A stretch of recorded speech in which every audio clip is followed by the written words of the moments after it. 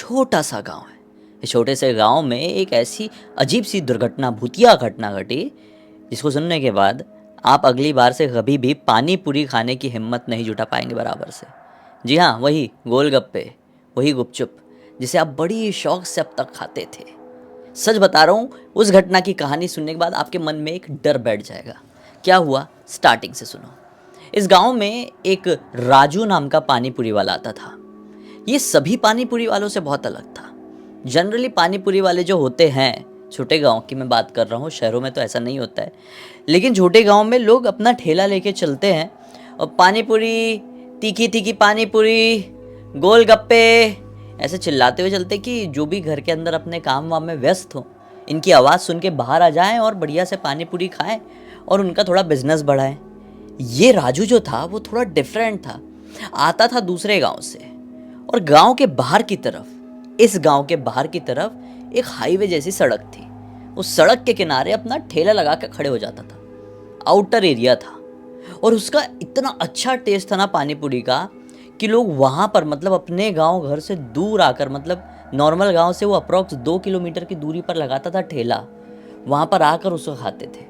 ऐसा नहीं था कि गांव में कोई और पानी पूरी गोलगप्पे वाला नहीं आता था।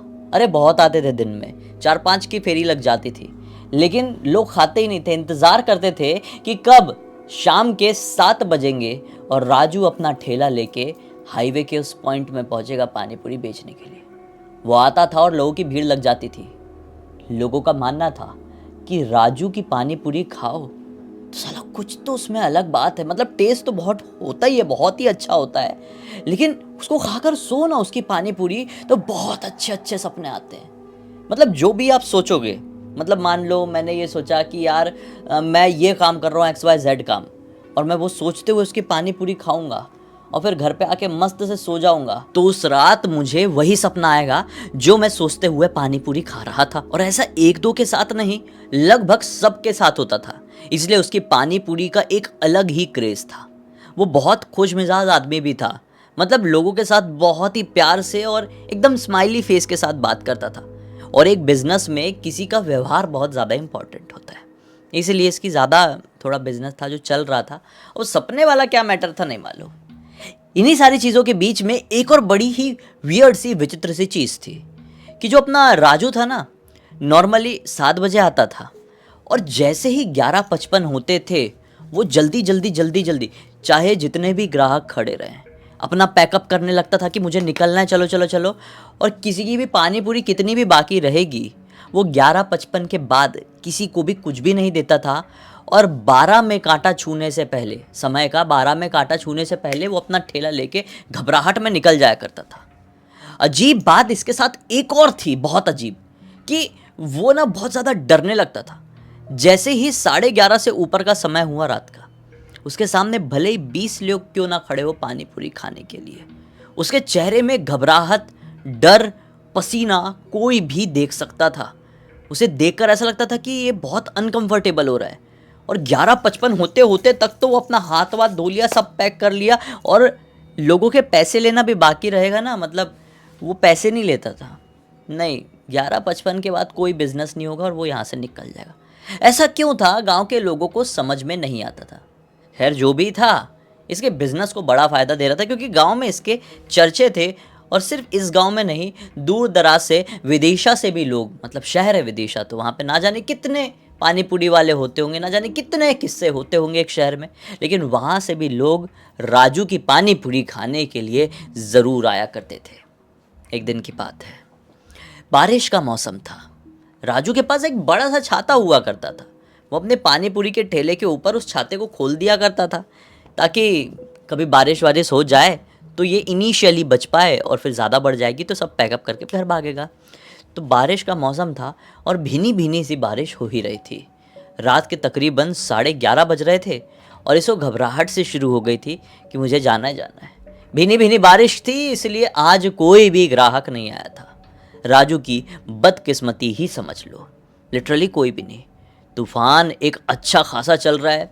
अब इसको ऐसा लग रहा है कि अब मुझे 11:55 तक इंतज़ार करने की कोई ज़रूरत है नहीं, मैं बस निकल जाता हूँ जैसे तैसे करके। वो अपना सामान पैक करने ही लगा था कि उसे दूर से एक औरत आती हुई दिखाई दी। उसने समय देखा कि नहीं यार, अभी थोड़ा सा समय है, एक प्लेट तो खिला ही सकता हूँ, आज ज़्यादा बिक्री नहीं हुई है बारिश के कारण। तो वो रुक गया। जब वो औरत उसके बहुत नज़दीक आ जाती है तो क्या नोटिस करता है कि औरत ने ना इतना इतना घूंघट डाली हुई है, औरत का चेहरा नहीं दिखाई दे रहा है। हवा अच्छी खासी चल रही है, उसका घूंघट उड़ने को हो रहा है, लेकिन औरत बार बार अपना घूंघट संभाल ले रही है। ठीक है, वो इसके पास आती है, बोलती है पानी पूरी मिलेगा 1 प्लेट। ये बोलता है बिल्कुल मिलेगा। ये जैसे उसको पानी पूरी देता है, तीखा चाहिए कि मीठा, औरत कुछ जवाब नहीं देती है। ये सोचता है कि मीडियम ही दे देता हूँ। पानी पूरी का वो बढ़िया पपड़ी उठाता है, उसमें आलू भरता है, और जैसे ही तीखा वाला मेन, पहले तीखा वाला भरेगा और उसके ऊपर मीठी वाली चटनी डालेगा ना, तो जैसे ही तीखा वाला मेन जो अपना पानी वो उसमें भरता है और औरत की कटोरी में रखता ही है, तो उसको क्या नज़र आता है, इसकी ऐसी की तैसी, ये तो मेरा हरा पानी होता था, लाल पानी कैसे है? घबरा गया। उस औरत ने कुछ नहीं बोली, वही पानी पूरी उठाए और काऊं काऊं काऊं करके खा गई। और खाई तो उसके मुंह से ना वो जो लाल लाल वाला पानी है ऐसा टपकने लगा। ये थोड़ा घबरा गया कि औरत के मुंह से ये लाल लाल पानी कैसे टपका। वो तुरंत ही अपनी वो एक जार जैसा था उसमें झाँक के देखता है, चम्मच से निकाल के देखता है, वो तो हरा ही था, नॉर्मल जैसा होना चाहिए। हरी चटनी से बनता है ना, तो वो हरे रंग का होता है, सबको ही मालूम होगा, जो मेन जो खट्टा वाला पानी होता है। उसने वापस से उसमें डाला, उसने सोचा वहम होगा। फिर भी औरत से पूछा, टेस्ट ठीक है ना, तीखा मीठा या कुछ और गड़बड़ तो नहीं है? औरत ऐसा इशारा करती है जैसे कि उसको ठीक लगा। ये फिर से एक पानी पूरी बनाता है, उस औरत की कटोरी में जैसे ही रखता है, फिर साला वो खट्टा वाला पानी लाल लाल दिखा। ये घबराया, रुक जाइए, आप मत खाइए, ये क्या हो रहा है?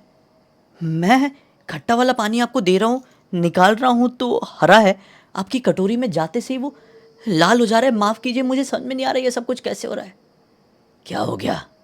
औरत की आवाज़ अचानक से बदल गई। औरत बोलती है, क्या हो गया? इतना परेशान क्यों हो रहा है?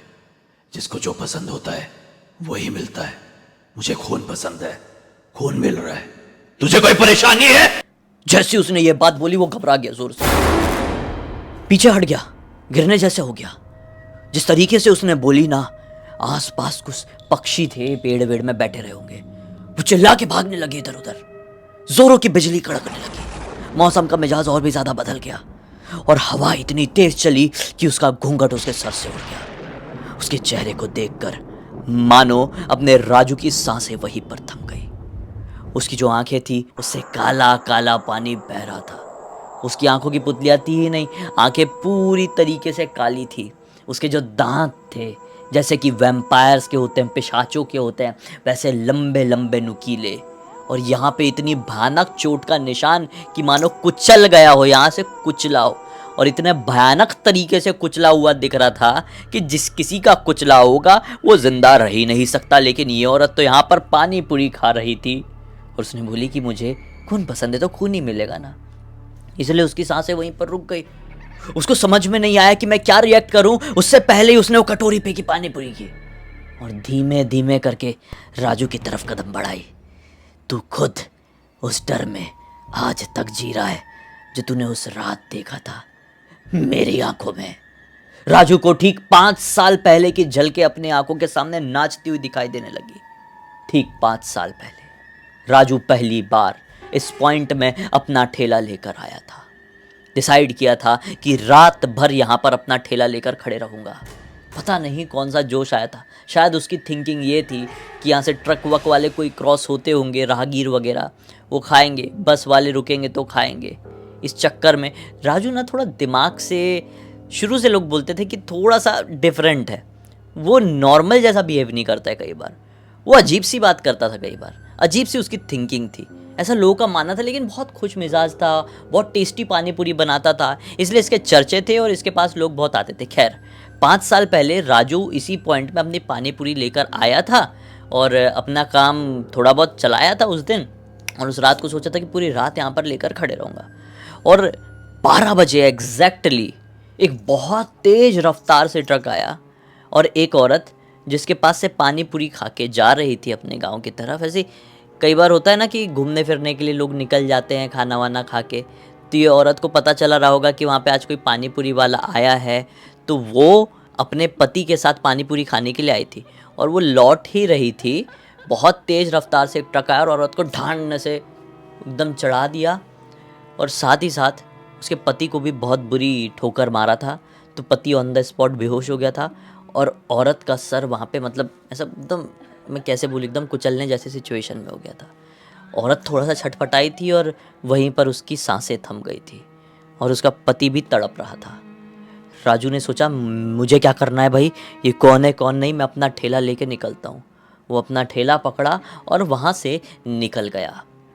उसके बाद अगले दिन भी वो आया, मतलब अगली शाम को रात के 12 बजे के आसपास सेम वही औरत उसको अपने ठेले के पास आती हुई नजर आई। वो भागा। तीसरी रात को भी वैसे ही 12 जैसे ही बजे औरत उसके पास आती हुई उसको दिखाई दी। फिर उसने कुछ दिन बाद डिसाइड कर लिया कि साला 12 बजे ही वो औरत, सेम वही औरत है, उसका चेहरा नहीं भूल पा रहा था, 12 बजे मेरे ठेले की तरफ आती है, मैं निकल जाता हूँ, 11:55 को ही निकल जाऊँगा। इसलिए वो 11:55 को एग्जैक्ट डॉट होता था और वो भागता था। पैसे वैसे किसी को नहीं चाहिए, क्योंकि उसके मन में वो खौफ था, वो डर था, उसके मन में गिल्ट था। वो चाहता तो शायद उनकी मदद कर सकता था, वो औरत की, वो आदमी की, लेकिन नहीं कर रहा था, बुज़दिलों की तरह भागा था। और शायद वो औरत हर रात 12 बजे राजू से वो जवाब मांगने आती थी कि थोड़ा सा मदद कर देता तो तेरा क्या चले जाता, शायद मेरी जान बच गई होती। पति तो शायद बच गया होगा, पति का नहीं मालूम कुछ, इन वो औरत आती हुई दिखाई देती थी, इसलिए भागता था। और आज एग्जैक्टली 5 साल हो चुके थे उस औरत की मृत्यु को, और इसलिए वो शायद 12 बजे ना आके 11:30 बजे आई थी इसके ठेले में। ये तो मतलब पागलों की तरह इतना डर गया कि मैं क्या करूं क्या नहीं, इसका दिमाग काम करना पूरी तरीके से बंद कर दिया है। औरत बोलती है बस यही मेरी आखिरी ख्वाहिश थी, तेरी आंखों में वही डर देखना था, वही दर्द देखना था जो उस रात मैंने अपने पति की आंखों में देखी थी अपना दम तोड़ने से पहले। इसीलिए इतने सालों से भटक रही थी। आज देख लियो, मुझे मुक्ति मिल जाएगी, मुक्ति मिल जाएगी। और ऐसा करके बहुत जोर जोर से चिल्लाई। इतनी जोर की वो चीख थी कि राजू घबरा गया और इस तरीके से अपने कान बंद कर लिया। कुछ सेकंड्स बाद वो चीख बंद हो गई। राजू ने अपने कान खोला, आंखें खोला और सामने की तरफ देखा तो कोई औरत नहीं, कुछ नहीं, जोरों का तूफान चल रहा है।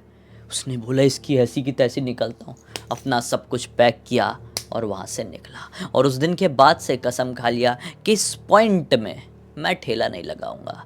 राजू ने फिर गांव में ठेला लगाना शुरू कर दिया और काफ़ी कुछ सालों तक वहाँ पर कुछ काम किया, और फिर उसके बाद उसने डिसाइड कर लिया कि अब नहीं हो पाएगा, अब ये कुछ नहीं, अब मैं कहीं और शहर वहर की तरफ जाऊँगा, शायद भोपाल वोपाल। वो निकल गया और फिर बस उसने वहाँ पर अपनी एक नई ज़िंदगी शायद शुरू किया होगा, या फिर पानी पूरी का ही ठेला लगाता है, नहीं मालूम। इस पूरी घटना की जानकारी राजू ने अपने एक रिलेटिव को दिया था जिसका नाम सोनू था, और सोनू ने मुझे इंस्टाग्राम पर लिख कर भेजा। मैंने सोचा आप लोगों को सुनाऊं, एक बहुत अच्छी सीख मिलेगी। सीखिए, जितना हो सके ज़रूरतमंदों की मदद कर दें। क्या भरोसा कि आप लोग, वो बोलते हैं ना कि डूबते हुए को तिनके का सहारा, आप उस डूबते हुए के लिए एक तिनका बन जाए और उसकी जान बच जाए। इसी एक नोट के साथ इस कहानी का अंत कर देते हैं।